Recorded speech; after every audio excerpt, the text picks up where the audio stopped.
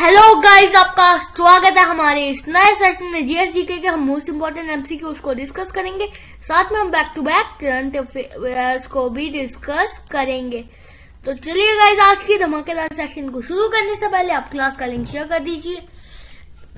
Guys, हमारे सामने पहला ही बड़ा हार्ड क्वेश्चन है। मैच द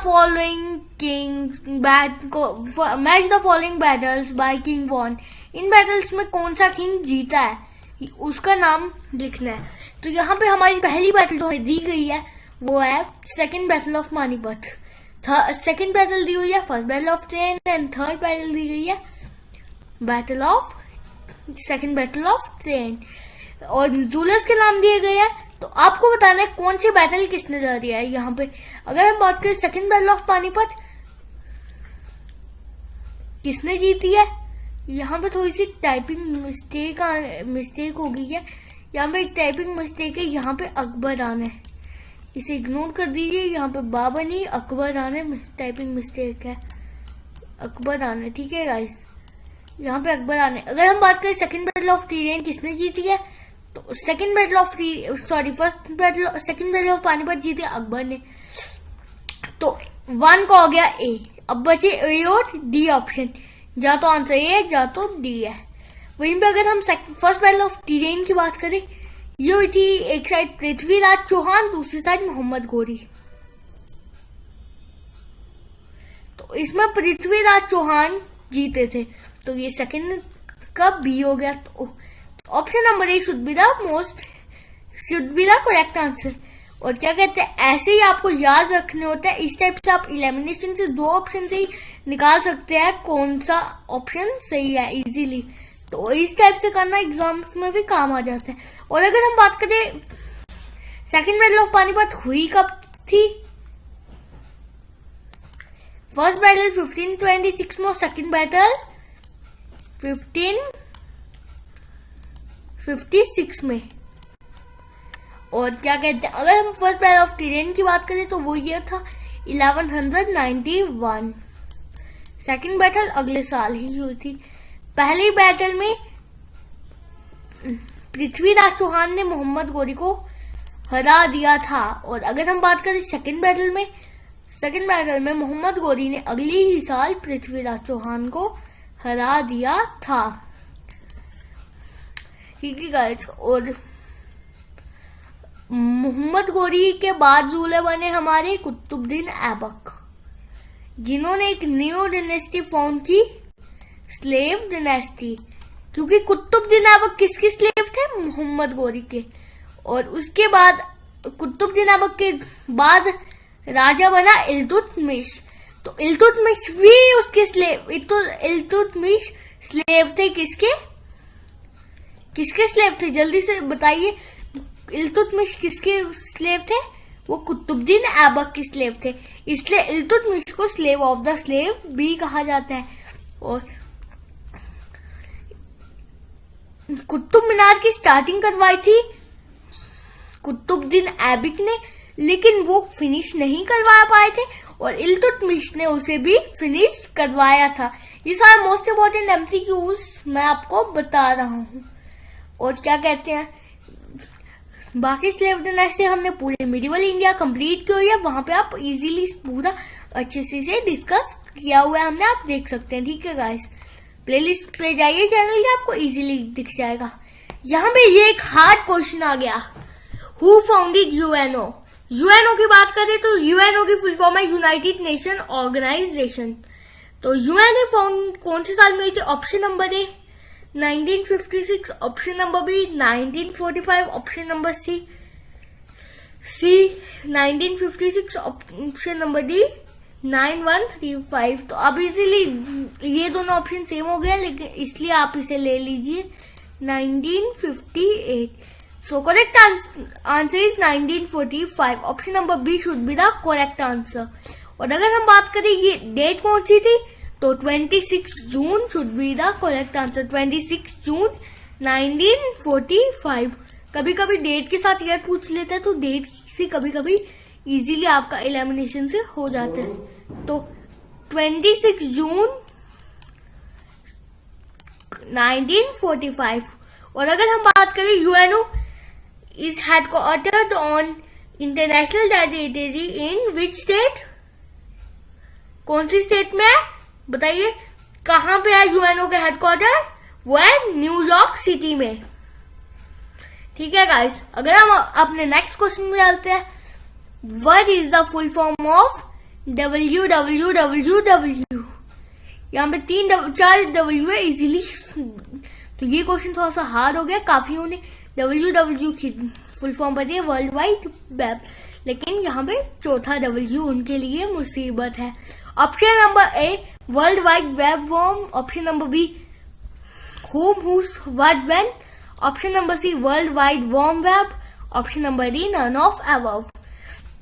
तो अगर हम बात करें WWW की full form world wide web और लास्ट W की है वॉर्म, तो option number A should be the correct answer of this question. कुछ साल पहले ये किसी एग्जाम में भी आया था। ठीक है गाइस, तो पूछ लेते हैं इस टाइप के क्वेश्चन। अगली क्वेश्चन हम पूछते हैं, question number 4, when did World Trade Organization WTO found हुआ था। तो WTO फाउंड हुआ था option number A 1995, option number B 1965, option number C 1960, option number D none of above. तो गाइस WTO कौन से साल में फाउंड हुआ था, 1995, option number A should be the correct answer. और जल्दी से बताइए where is the headquarters of WTO World Trade organisation.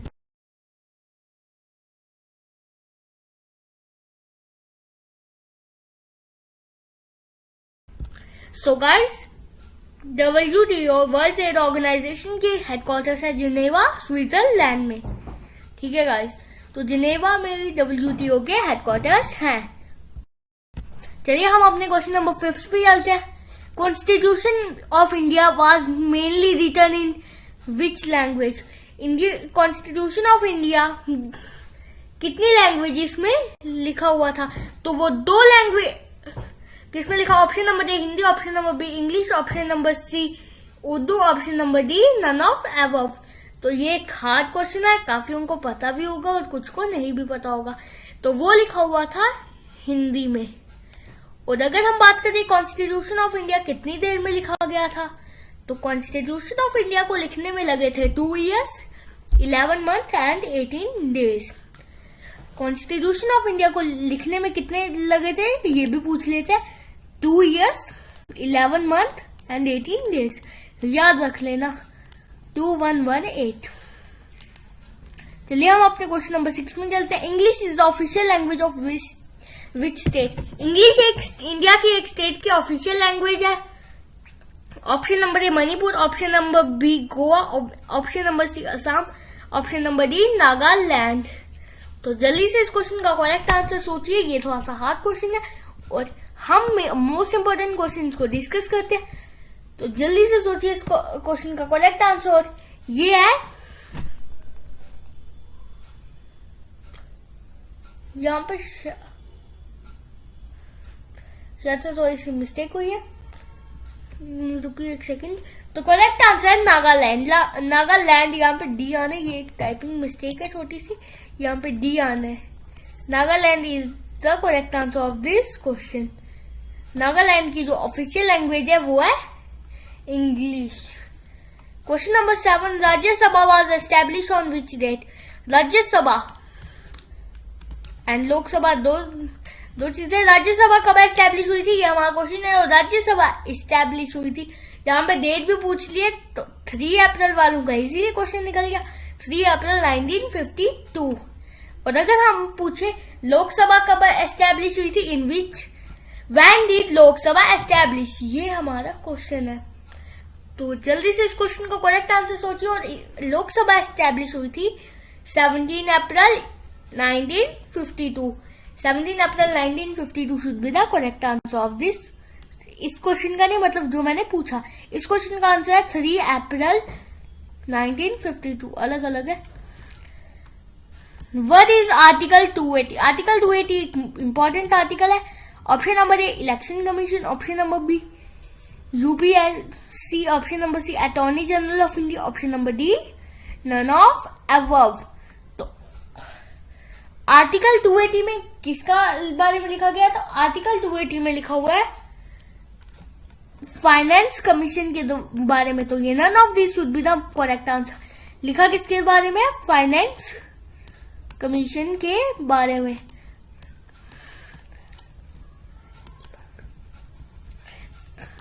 तो गाइस चलिए हम अपने नेक्स्ट क्वेश्चन में चलते हैं।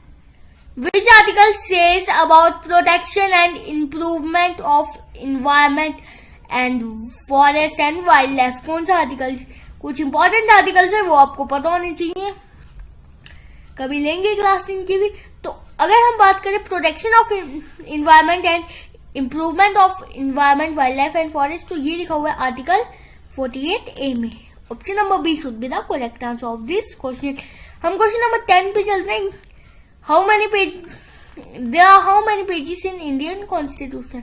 इंडियन कॉन्स्टिट्यूशन लिखा गया हिंदी लैंग्वेज में और उसमें कितने पेजेस है? Option number A 178 pages, option number B 560 pages and option number C 345 pages, option number D 232 pages. तो अगर यहाँ पे कॉन्स्टिट्यूशन ऑफ इंडिया की बात हो रही है तो जल्दी से बताइए कॉन्स्टिट्यूशन ऑफ इंडिया कितने पेजेस में है? ये थोड़ा सा हार्ड क्वेश्चन है, जल्दी से सोचिए। In how many pages Constitution of India is written? तो कॉन्स्टिट्यूशन ऑफ इंडिया लिखा हुआ है कितने पेजेस में? So correct answer of this question is option number D 232 pages में कॉन्स्टिट्यूशन ऑफ इंडिया लिखा हुआ है। चलिए गाइस हम अपने क्वेश्चन नंबर 11 पे चलते हैं। विच state firstly establish Panchayati Raj system? Sorry यहाँ पे मैंने गलत बता दिया, यहाँ पे 232 पेजेस नहीं आना है, मिस्टेकली मेरे को भूल गया था। यहाँ पे करेक्ट आंसर है 345 पेजेस। 345 पेजेस में कॉन्स्टिट्यूशन ऑफ इंडिया लिखा गया था। और नेक्स्ट क्वेश्चन पे in which state firstly establish Panchayati Raj system? तो अभी मैंने आपसे स्टेट पूछी है, इस क्वेश्चन के बाद मैं आपसे डिस्ट्रिक्ट भी पूछूंगा। तो अगर हम बात करें option number A Gujarat, option number B Uttar Pradesh, option number C Rajasthan, option number D Madhya Pradesh. तो Rajasthan should be the correct answer of this question. और अगर हम पूछे in which district firstly Panchayati Raj system establish? District पूछ लिया, थोड़ा सा हाई लेवल हुआ। तो नागौर डिस्ट्रिक्ट में ये एस्टैब्लिश हुई थी। और कब हुई थी? When did Panchayati Raj system establish? 2 October 1959। Important question है सारे, याद कर लेना। Which of the following emergency can be imposed till 3 years? ये एक पॉलिटी का इंपॉर्टेंट क्वेश्चन है कि कौन सी इमरजेंसी 3 साल तक इम्पोज की जा सकती है maximum. A financial, B national, C state, D none of above. कौन सी इमरजेंसी 3 साल तक इम्पोज की जा सकती है? तो अगर हम बात करें कौन सी, तो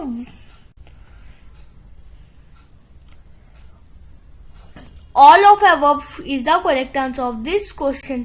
financial emergency, national emergency and state emergency तीनों 3 साल तक मैक्सिमम इम्पोज की जा सकती है। Who is the chairman of NITI Aayog? NITI Aayog का चेयरमैन कौन है? ये एक इजी क्वेश्चन है। Option number A prime minister, option number B president, option number C vice president, option number D none of above. तो अगर हम बात करें नीति आयोग की चेयरमैन की, तो वो हमेशा प्राइम मिनिस्टर होता है। जैसे अभी नीति आयोग का हेड कौन है, चेयरमैन कौन है? वो है प्राइम मिनिस्टर नरेंद्र मोदी। और अगर मैं पूछूं कि नीति आयोग का पुराना नाम क्या था, तो वो पहले प्लानिंग कमीशन थी। और अगर हम एक डिफरेंस की बात, चलिए आज इस क्वेश्चन को यहीं तक छोड़ते हैं, हम अपने नेक्स्ट क्वेश्चन में चलते हैं। Question number 14। Who has became the first female judge to be the part of Supreme Court? कौन सी पहली जज थी सुप्रीम कोर्ट की? Option number A Meera Kumari, option number B Sujata Mahawar, option number C Fatima Bibi, option number D Indira Banerjee. तो अगर हम बात करें फातिमा बीबी जस्टिस फातिमा बीवी should be the correct answer. और ये 1981 में जज थी। चलिए हम अपने नेक्स्ट क्वेश्चन में चलते हैं। Question number 15।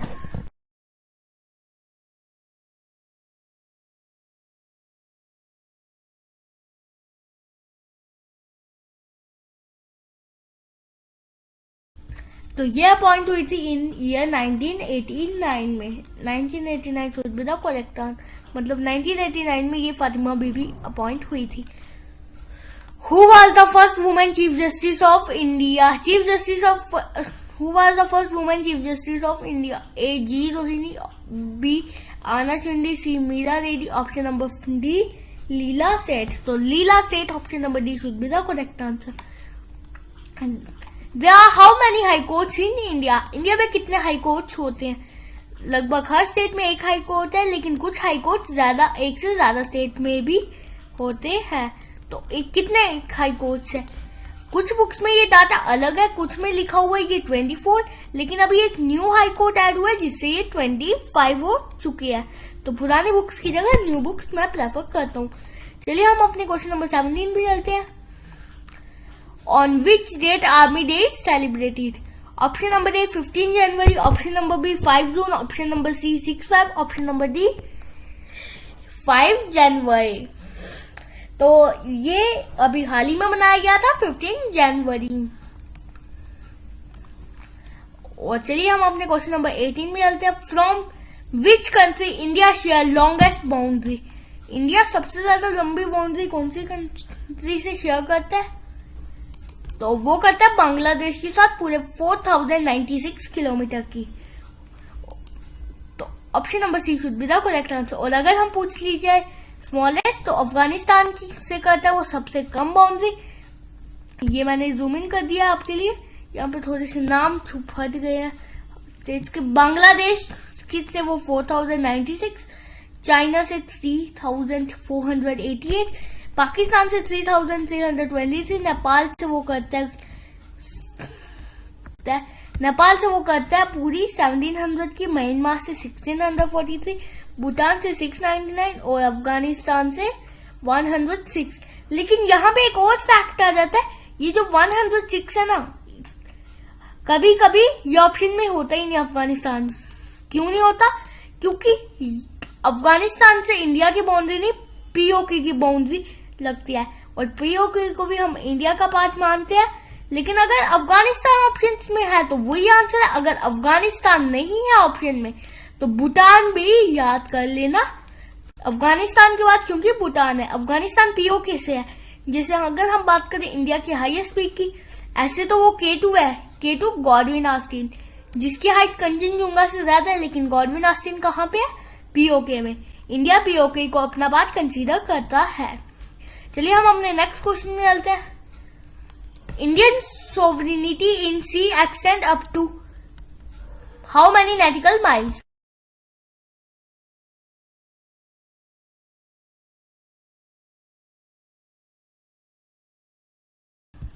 तो ये मतलब होता है कि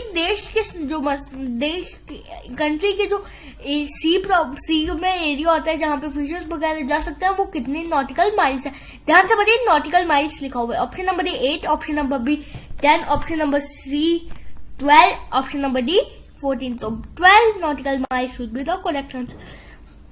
यहाँ पे मैंने आपको मैप भी दिया हुआ है, ये देखिए, टेरिटरी सी और ये कॉन्टिजियस सी और ये एक्सक्लूसिव इकोनॉमिक 1 नॉटिकल माइल की भी कभी कभी पूछ लेते हैं। यहाँ पे ये दिया हुआ है, ये भी पढ़ लेना, ठीक है गाइस। 1 नॉटिकल माइल की डिस्टेंस, ठीक है। चलिए हम नीचे चलते हैं अपने 20th क्वेश्चन में। Where exactly is Aksai Chin? Option number A near Leh, option number B the north east corner of Jammu and Kashmir, option number C along the Zanskar mountains, and option number D south of the Siachen glacier. तो ये है along the Zanskar range, sorry the north east corner of Jammu and Kashmir. और अभी अगर हम पूछ ले कि कंट्री में कितनी यूनियन टेरिटरीज है, वो है 8। और अगर हम बात करें स्टेट्स, 28।